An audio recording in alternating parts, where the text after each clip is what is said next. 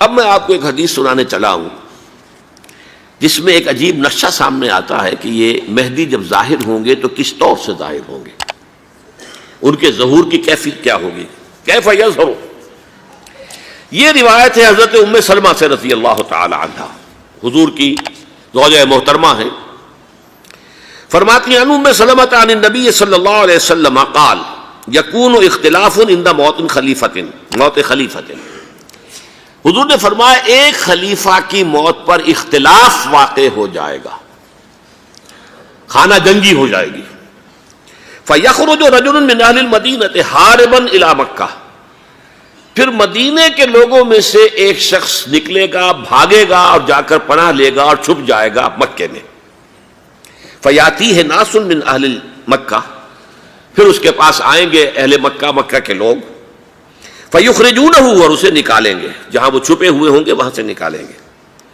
وَهُوَ كَارِهٌ، اور وہ بالکل اس کو پسند نہیں کر رہے ہوں گے، نہ وہ خواہش مند ہوں گے کہ ان کے ہاتھ پر بیعت کی جائے، نہ وہ یہ چاہیں گے کہ وہ میدان میں آئیں اور ان کو جو ہے اپنا لیڈر مانا جائے۔ وَهُوَ كَارِهٌ فَيُبَايِعُونَهُ بَيْنَ الرُّكْنِ وَالْمَقَامِ، لیکن لوگ جو ہے پھر اصرار کے ساتھ ان کے ہاتھ پر بیعت کریں گے رکن اور مقام کے درمیان۔ رکن وہ کونا ہے خانہ کعبہ کا جس میں حجر اسود لگا ہوا ہے، اور مقام ابراہیم جو ہے، ان دونوں کے مابین جو یہ علاقہ ہے یہاں پر وہ بیعت ہوگی۔ وَيُبْعَثُ إِلَيْهِ بَعْثٌ مِّنَ الشَّامِ، ان کے خلاف ایک لشکر بھیجا جائے گا شام سے۔ نہیں کہا جا سکتا کہ باسی حکومت اس وقت کی جو ہے اس کی طرف سے کوئی مسئلہ اس طرح کا اٹھ کھڑا ہو، اس لیے کہ ابھی تو بہرحال باسی حکومت وہاں ہے۔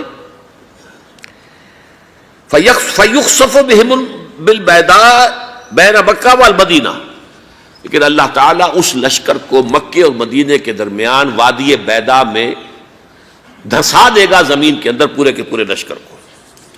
فَإِذَا رَأَى النَّاسُ ذَلِكَ، جب لوگ یہ دیکھیں گے کہ اتنی بڑی نشانی ظاہر ہو گئی، أَتَاهُ أَبْدَالُ الشَّامِ وَعَصَائِبٌ من العراق فَيُبَايِعُونَهُ، اب شام سے سارے کے سارے جو اولیاء اللہ ہیں وہ بھی آئیں گے، اور عراق سے جوق در جوق لوگ آئیں گے اور ان سے بیعت کریں گے۔ وَيَعْمَلُ فِي النَّاسِ بِسُنَّةِ نَبِيِّهِمْ، پھر وہ عمل کریں گے لوگوں کے مابین، حکومت کریں گے اپنے نبی کی سنت کے مطابق۔ وَيُلْقِي الْإِسْلَامُ بِجَرَانِهِ، اور اسلام اپنی گردن زمین پر ٹکا دے گا۔ وَالْأَرْض فِي الْأَرْض، زمین میں۔ فَيَلْبَسُ 7 سنین، پھر وہ 7 برس تک حکمران رہیں گے۔ ثم یتوفا، پھر ان کا انتقال ہوگا۔ ویصلی علیہ المسلمون، اور مسلمان ان پر نماز پڑھیں گے۔ یہ جو میں نے آپ کے سامنے نقشہ کھینچا ہے، اس سے اب میں ایک نتیجہ نکالتا ہوں، اسے بھی میرا گمان کہیے، اختلاف بھی کر سکتے ہیں آپ، اگر اس کو وزنی سمجھے تو قبول بھی کر سکتے ہیں۔